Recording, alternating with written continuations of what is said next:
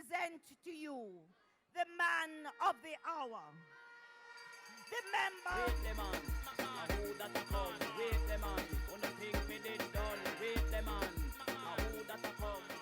Reggae bring back love in the hearts of the people. Reggae bring back sweet, sweet love. Oh.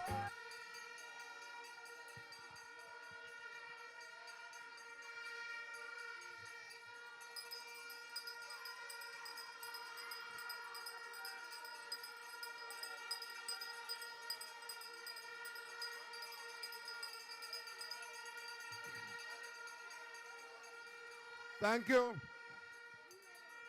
Thank you very much, Marissa, for that very kind introduction and your endorsement. Mr. Chairman, Edmund Bartlett, and all of my colleague members of Parliament, caretakers, past and present, past trustees of the Jamaica Labour Party and trustees, mayors, councillors, past mayors and councillor caretakers, everyone past and present, members of the Bustamante Industrial Trade Union, the Women's Freedom Movement, the National Organization of Women, G2K, Young Jamaica, and other affiliate groups. Members of the press of the Constabulary Force, my brothers and sisters, delegates of the Jamaica Labour Party, we are marching on to victory.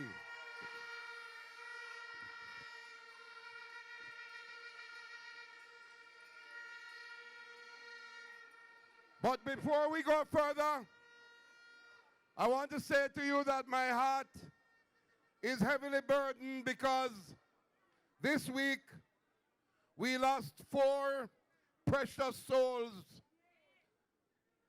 on their way to Homewood, all from this parish of Manchester. Kimona Levy, 15 years old, of Greenvale. O'Keen Gordon, 16 years old, of Alligator Pond. Shakaria Mushette, 15 years old, of Maidstone. She was on the under-16 netball team, national netball team. And Tamika Peart, 15 years old, of Broadleaf. Just this morning, because we're all Jamaicans together, we heard of the passing of the mayor of Portmore, Mr. George Lee, who died this morning. And not long ago, the mayor, a former mayor of Mandeville, a wonderful man, Cecil Charlton, he too passed away. And I ask us now for a brief moment of silence in honor of all of these persons who have passed.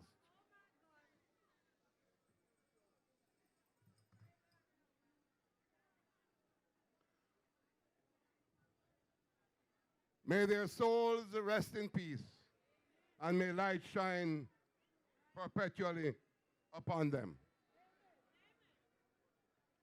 My brothers and sisters, I want to, first of all, thank all of you for being here. I want to thank my dear wife, Susan, who is here, and for her support and her love. I thank my daughters who are here, Sasha, Alison, and we like a wash belly named Christiana right over there, sir. I want to thank all of my colleagues, leaders of the Labour Party, and every one of you who are here, who have come out to support me with your love and your loyalty. I feel really humbled by this unbelievable turnout today of so many delegates of the Jamaica Labour Party. You saw the rain, you heard about the rain, but you are here. You honor me to be here with Manayad today.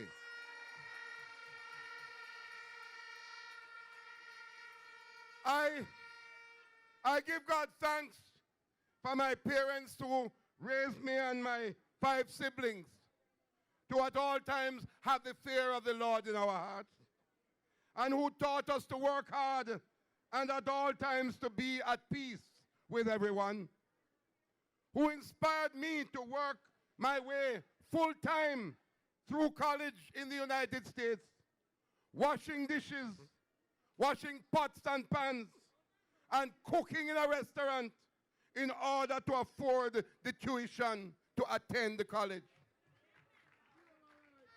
I thank God for having given me the strength and the vigor to work for 31 years in public service in Jamaica. I promoted investment during the Edward Seaga administration. I served for 4 years in the Senate, over 26 years in politics, 20 years as Member of Parliament, 1 year as General Secretary, 14 years as Deputy Leader, 20 years as Shadow Minister, 4 years as Minister of Finance when I had to control the economy in the worst global economic crisis.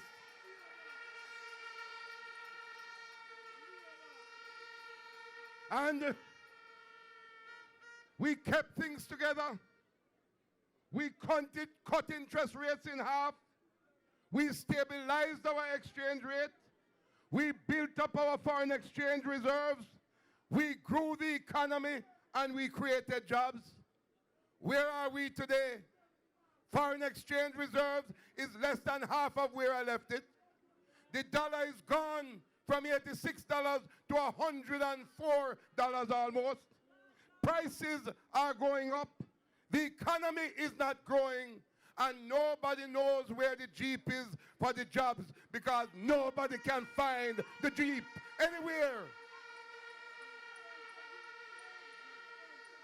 You have come from east, north, west, and south, from all across Jamaica. Tell me something. Anywhere you see the Jeep? Unemployment has gone up by 3%, and especially among young people, that has moved from 27% to almost 40% among young people unemployment. In my island-wide consultations over the past week, questions have been asked, included, why do we have so much division and conflict in our party and in our country? Mr. Shaw, is Jamaica a broken dream? Mr. Shaw, can we bring back the love? Mr. Shaw, can we make a fresh start in Jamaica? Mr. Shaw, how can we build a new Jamaica that is based on peace and prosperity? How can we remake Jamaica where one child is not abused every half hour as it's happening now? And where our young people can be well educated and trained and get gainful employment, and where 5 persons are not being murdered each day? Surely, these solutions do not reside in an IMF agreement in Washington, D.C., and neither is it secured by lofty statements that bear no relevance to the social and economic disintegration that is now taking place in Jamaica. It is with this in mind that I welcome and accepted the invitation from a media house for a national debate with Mr. Andrew Holness, the party leader. A national debate. And I welcome that debate to take place before the leadership elections at any time, any venue, and any topic of the choice of Mr. Holness or the media house.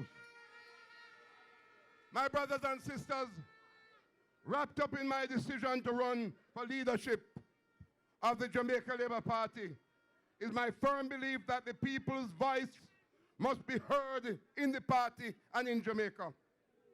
Once our voices are heard, we can achieve victory, not just for the JLP, but victory for all Jamaicans. And the ultimate victory which we will achieve is to fulfill our vision of a peaceful and prosperous society. These are the 3 V's of success and moving forward. The voice of the people to be heard, the victory for democracy in the JLP and Jamaica, and the fulfillment of our collective vision to build a new Jamaica. We must re-engage with every worker of the Jamaica Labour Party and listen carefully to what they have to say. As a political party, if we do not listen to the voice of labor rights, how then can we listen to the voice of every Jamaican who is in search of a better life? We have to first listen in this party to the voice of every labor right and every delegate of the Jamaica Labour Party. And we must listen to and respond to the voice of the people. As leaders, we must listen, respect, and resolve to treat people fairly. This is a foundation principle that is needed in order to rebuild this great Jamaica Labour Party. When we listen to the voice of the people, it's not if the Labour Party will achieve victory, it is when the Jamaica Labour Party will achieve victory. But we have to work, don't fool yourself, we have to work hard to win. That is the mission of a political party, ladies and gentlemen. The mission is to achieve state power. That is why we are in politics, and that is why we are in this movement called the Jamaica Labour Party. And to win, we must have decisive, inclusive, and visionary leadership. There is no room for division. As one united party, we cannot speak in divisive terms about those who were NDM. PNP, Bustamante, was a founding member of the People's National Party. Those who might be brown man or those who might be money man. Love and unity alone has got to be the watchword of the Jamaica Labour Party and every member of the Jamaica Labour Party. This is the track record of performance and commitment that I bring to the leadership of the Jamaica Labour Party. It is time to be bold. It is time to be vocal. It is time to be strong. And it is time to be active. And that is what you got when you see Manayard. This is my commitment. Today, I commit myself to the task of leading the program of rebuilding our great party as we seek to become government and go on to build a better, brighter, fairer, and more just society. Once victory is secured, it is then we must exercise political leadership that can achieve our vision and have a peaceful and prosperous society. To do this, we must sharply reduce crime, conflict, hatred, and divisiveness. We must rebuild a kinder and gentler nation in which everyone cares about each other and everyone respects each other. Would you believe that in 1961, the Right Excellent Sir William Alexander Bustamante had this to say, open quotation, "No police or military force can bring back the love that existed in Jamaica.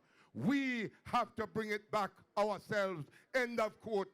Alexander Bustamante said that in 1961. Our vision must therefore be to rebuild our economy by developing our people and our institutions, where we must have a revolution in education in which every child is educated from 3 years old in a government-run infant school with trained teachers and adequate nutrition. Each child must be literate and ready to go to primary school at grade 1. We must create more tertiary institutions with emphasis on mathematics, science, and technology.